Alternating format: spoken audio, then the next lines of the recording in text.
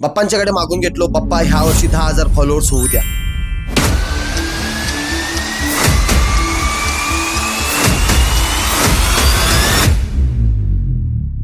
बाप्पांचं मंडपात शेवटचं दर्शन घेऊन तवर मंडळातील सगळी वरिष्ठ आणि पोरं जमली.